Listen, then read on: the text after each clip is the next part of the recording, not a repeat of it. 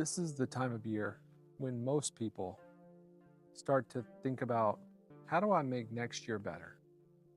And the thing about making next year better means that there's probably something that we want to change, something that happened this year that we don't want to take into next year. And it makes me think about the groups of people who report to be the most happy, or maybe the most, I don't know, maybe the most unhappy. And here in the US, based on Gallup's World Happiness Report, we have, on average, gone down in overall collective happiness as compared to other countries. And you might ask yourself, why? And there's a lot of reasons, but a lot of those reasons also exist in other countries. And it turns out, when you look at the data, that there's really two groups that bring down our happiness more than any other two groups. And I found this to be really interesting. The first group was people between the ages of 15 and 25. Now, if you're anything like me, when you were in that age range, and for me it was in the 1900s, that when I would say things about being stressed or being unhappy or being upset or being overwhelmed, the adults in my life would commonly say things like, just wait till you're an adult. Wait till you have real responsibilities. Wait till you have a mortgage. Wait till you have bills to pay. Wait till you have kids to take care of. Like, you just wait. If you think you're overwhelmed now, just wait. And that didn't inspire a lot of hope for me. But the research says the exact opposite. It says that actually that stress peaks between 15 and 25. And the reason it peaks is because there is massive uncertainty, and more uncertainty than we have at any other time in our lives, because we don't know where we're going to live when we grow up. We don't know what kind of job we're going to have. We don't know what our health is going to be like. We don't know who we're going to marry, if we're going to get married, what our kids are going to be like, if we're going to have kids. We don't know any of those things. And many of the decisions that are made for us. We don't get to make those decisions. So that uncertainty drives a tremendous amount of stress, which creates a bit of unhappiness. But then there's, not a lot that we can do about that, 15 to 25, other than manage that stress and wait until we can make decisions for ourselves, until we do find out what our future is going to be like. We can do things slowly, but it's a slow process. The other group of people that report significant unhappiness in our country are people between the ages of 45 and 55. But the reason that they're unhappy, it ends up being a completely different reason. The reason that people are 45 to 55 are unhappy, unlike people that are 15 to 25, isn't uncertainty. It's actually certainty, because now they have all of those answers that they were unsure of before. Now they know where they live. They know how much money they make. They know how many kids they have, who their kids are, who they married. They know what their health is like. They know what their life is like. And they're disappointed. So I guess there's two different ways that you might read that or interpret that, that information. One way is if you have someone in your life who's between the ages of 15 to 25 that says that they're overwhelmed or stressed or unhappy, you can affirm them and you can tell them that stress is at its highest point, and it's completely normal. It's completely natural to feel that way. And for them just to hang on, because at some point that uncertainty, that stress, that unhappiness will be replaced by crushing disappointment. Or maybe there's another way to read that, interpret that data. The other way is to realize that the reason that people are overwhelmed and stressed and unhappy between the ages of 15 and 25 is because they don't know, and they don't have a lot of ability to affect all of those things that they're uncertain about. But when you're 45 to 55, you can live a life that doesn't have a bunch of disappointment. And that's all in the decisions that we make. And about this time every year, many people start to think about their next year. And how do I make next year better? How do I improve upon it? How do I keep things from being like they were last year or the year before? So we make these resolutions. We say we're going to work out. We say we're going to eat better. We say we're going to improve our relationships. But also the data shows that it's not uncommon that most New Year's resolutions are broken before the end of January. So if the odds are kind of against us in that regard, what is it that we could do about that? And the reality is that we have much more in our control than sometimes we would like to believe. And that's why the most important thing about creating a better life next year than what we have this year is about being aware and making decisions that will create a life. And these aren't big heroic decisions. Typically, these are accumulation of small decisions over time. It's not that I'm going to wake up at 5 a.m., meditate, journal, go to the gym every day, sleep for 10 hours a day, eat only 100% clean food, meal prep, calendar block, all of these things. It's not that I'm going to do all these things right. It's that I'm going to be aware of when I do this one small thing right, it drives other behaviors and creates other behaviors. And so in this video, I thought we would perhaps talk about 5 different things that we can do actively to help us to create a life that we ultimately are happy to be living in. And we may take vacations throughout the year, but let's not have a life that we have to escape from. Let's create a life that we don't have to take a vacation from, that we get to take a vacation from. And that small distinction makes an absolutely massive difference. So when I was younger, I can remember hearing this story about this journalist that went to interview this wealthy, very successful businessman. And this was kind of a profile on this person and about how he had become so successful. And during the interview, the journalist found out all about his family, found out that he had a twin brother, found out about his childhood, all this stuff. And when asked the question about how had he become the person he had become, this very successful, affluent businessman said, I became who I became because my dad was an alcoholic. And so the journalist finishes the interview or whatever, and as they're kind of parting ways, the journalist asked the businessman about his twin brother. And he says, I haven't seen my twin brother in years. I don't think he's doing very well. And so the journalist did what journalists do and did her research and found that this businessman's twin brother actually lived in the same city and was homeless, living on the streets, and had a pretty tough past. So the journalist found this guy and did a bit of an interview with him as well, and asked essentially the same questions. Found out about his upbringing, his childhood. Asked about his twin brother, who was a successful businessman, and finally asked the question, how is it that you've become the person you've become? And homeless, on the streets, addicted, this guy says to her, I've become who I've become because my dad was an alcoholic. And that story was always told as like pull yourself up from your bootstraps, like be self-reliant, like be the type of person that overcomes your circumstances.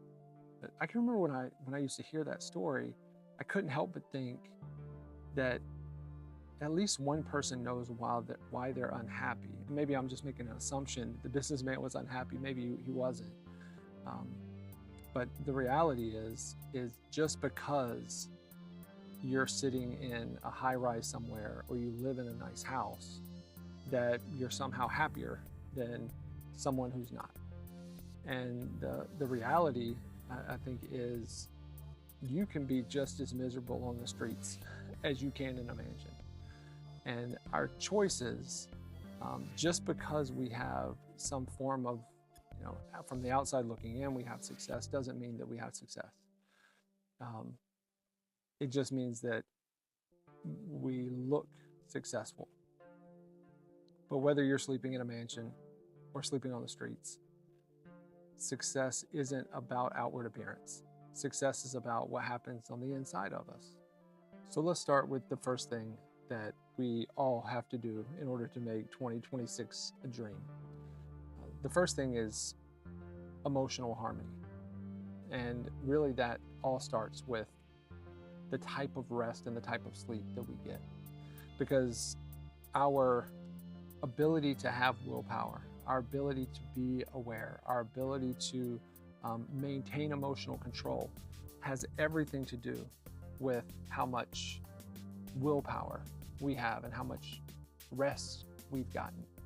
And if we're not getting good sleep, the research is really clear that when we don't sleep well, it tends to harm our relationships. It tends to harm our ability to make good nutritional choices. It tends to harm our ability to be proactive with things that we need to do. We will procrastinate more. We will crave types of foods that aren't necessarily good for our nutrition. We'll be quicker to be emotionally elevated in a disagreement or a criticism or a conflict. And so when it comes to emotional regulation, the first step really is being able to get a good night's sleep. So when it comes to getting good sleep isn't always easy.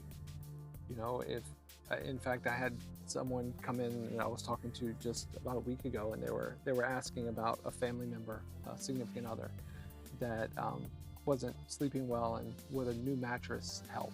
And my response, I think, was a little shocking. And the response was like, I don't know. It depends on if that's the reason why they're not sleeping well. And the person's reaction was, well, what else could it be? And what I said was, you could sleep on the best mattress in the world, but if you're tormented in your heart and mind, you're probably not going to sleep that well.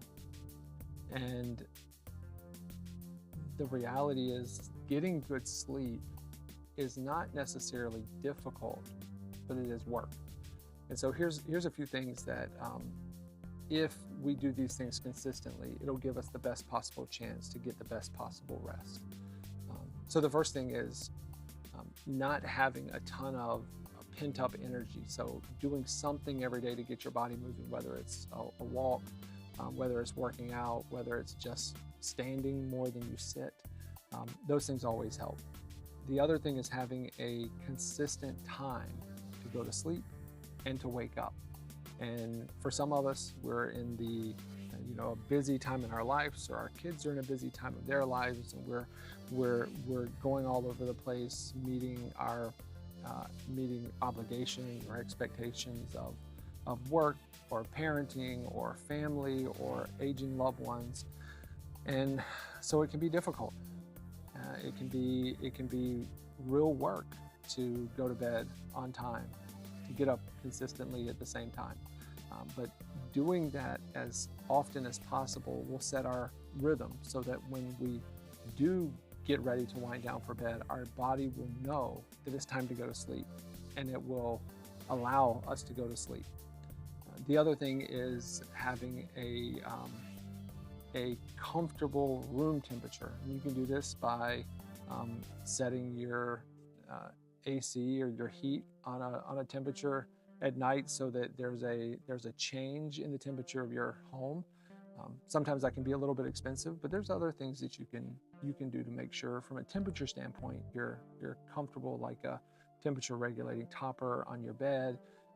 It could be cooling sheets or pillows, or just something that's really comfortable and that you want to, a place you want to be, and also setting the room environment as one that's relaxing and peaceful. And you know, trying our best not to have have a lot of screen time and a lot of blue light in our eyes a few hours before bed, trying not to consume sugar or heavy carbohydrates or alcohol just before bed. Those things are things that all help. These are small things that we can do so that when we do lay down, we can get comfortable. And then obviously the other thing is making sure that the sleep surface that we sleep on is something that supports us and is comfortable. People ask a lot of us, like, how do I know what is the right mattress? And the first step in having an appropriate sleep surface that is right for you as a person is knowing, one, this is objective. Is it supportive? Is it going to support your body so that you wake up without unnecessary aches and pains? And that's kind of like a math problem. Either it is or it isn't. And that's half of the equation. The other half of the equation is comfort, and that's subjective. Is it comfortable? Do you prefer to feel like you're sleeping in a bed, or do you prefer to feel like you're sleeping on a bed? And depending on personal preference, that can have a lot to do with how well you sleep, whether you wake up multiple times in a night, whether you toss and turn, how consistent are your sleep cycles. All of those things really matter. So going to bed and waking up at the same time, moving your body during the day, maybe even getting a little bit of sunshine in your eyes during the day, and then having a peaceful environment and a comfortable, relaxing sleep surface is the best way to get a good night's sleep. And then once you're getting a good night's sleep, so many other things will just naturally come together. It's easier to make. You have more energy, you have more willpower, you have more awareness, your mind is more clear, and ultimately every single area of your life improves. Not just how you feel, but also how other people feel around you. Because I know for me, when I'm tired, then I tend to be less fun to be around. And so the more well-rested we are, the better we are for ourselves and the better we are for other people. You might say that's all like well and good, but life gets busy and there's 1,000 things going on, and I don't necessarily have time to think about every small little tiny decision that I make during the day. We get wrapped up in it, and it seems like there's so much going on we can't even think, we're just reacting. And so one of the ways to drive additional awareness or become more self-aware, and this can be done in 2 minutes a day or less, and all it takes is 1 minute in the morning, 1 minute in the evening, and an index card. And it's not uncommon that we wake up in the morning, feet hit the floor, and we are going until we can't go anymore. My grandfather used to call that going from can to can't. You start when you can and you stop when you can't no more. And that can be a tough life, because you end up becoming a victim of your circumstance, and you end up not being in command of the only life that you get. But here's how in 2 minutes you can put yourself in a position to have more awareness, to be more in control and command, not only of your actions, but also of your emotions. And so 1 index card per day. And on that index card, you wake up in the morning for 60 seconds, only 60 seconds. Just think about, what is it I have to accomplish today? And who is it that I have to be today? We're not one-dimensional, we're complex. We have tons of different emotions that wash in and out of our day. And we have tons of different hats that we have to wear. And there's sometimes when I think about who is it that I must be today in order to accomplish something that feels like success by the end of it. And so sometimes I would say to myself on my index card, the word that I write is, today I've got to be patient. Some days it's, today I've got to be persistent. Sometimes it's, today I've got to be empathetic. Today I've got to be caring. Today I've got to be focused. Right? right? But it's just a single word. What is it that if I embody the characteristics of this word, it'll give me the best chance to have the most success for today. For 60 seconds, think about that, write it on your index card. At the end of the day, take that index card out of your pocket or out of your bag and ask ourselves, how'd I do?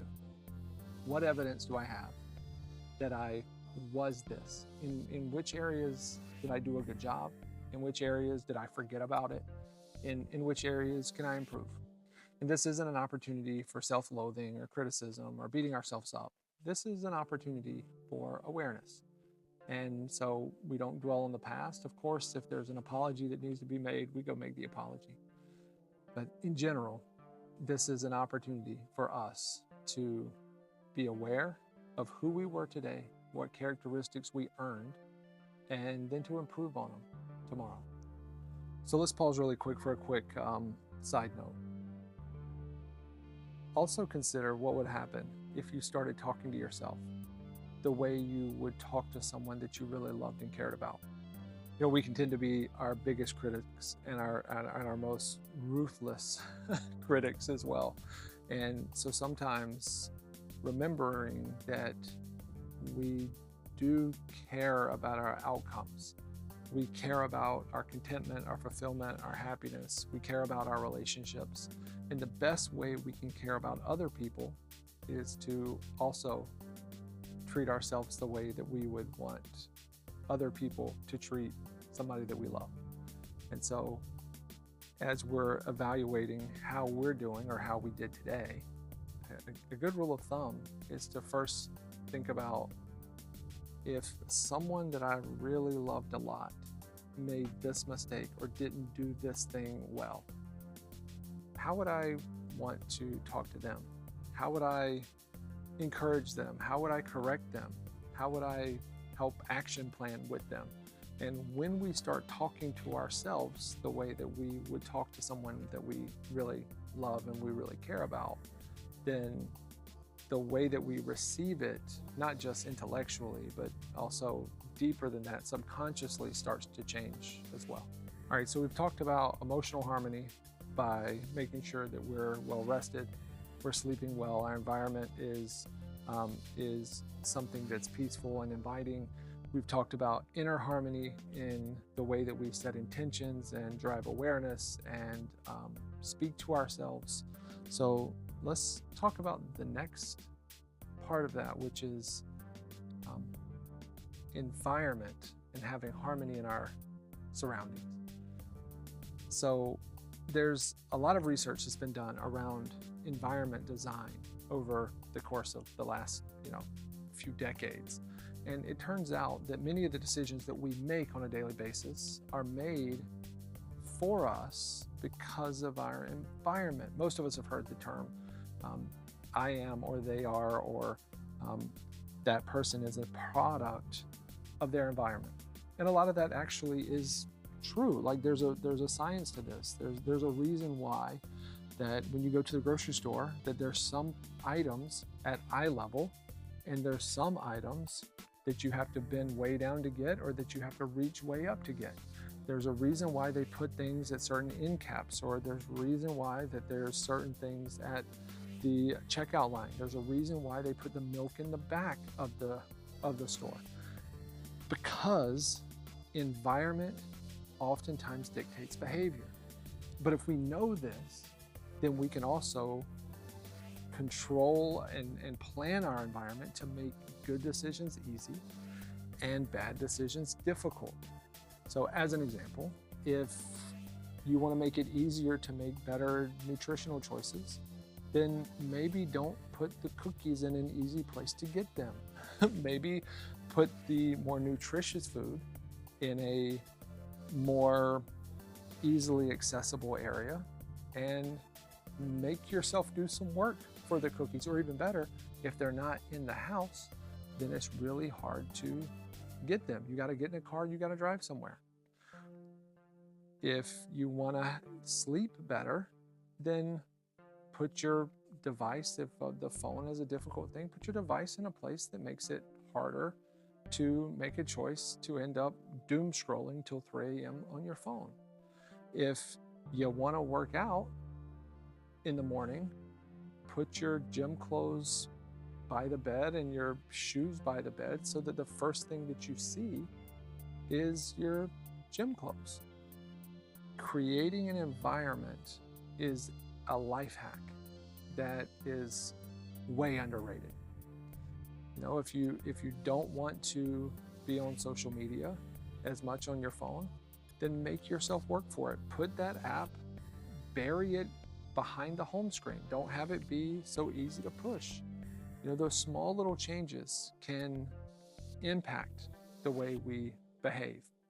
And it's one of the things that we do here at Harmony is thinking about not just like a sleep surface, not just a sofa, not just a lamp or a rug, but an environment that calls us to be the person that we want to become, the person that we'd be proud of. So the third thing is consider the environment and what are the things in your environment that are making it too easy to make choices that you would prefer not to make? And what are the small changes that you can adjust in your environment so that it's easier to make good decisions, harder to make bad decisions? So the next thing is relational harmony. It's really hard to have harmony in our lives if our relationships are a mess. And for some of us, it just happened to us. Our relationships, and some of the ones that are supposed to be the most important, are the most difficult. And the reality is that difficult relationships are typically difficult for a reason. And they're usually difficult because there's been a small amount of miscommunication or misunderstanding over a long period of time. They're the small cracks that end up fracturing the relationship that maybe lead to one large one. But knowing how important relationships are is an imperative part of having more harmony. And knowing that we are relational, we are a social species in general.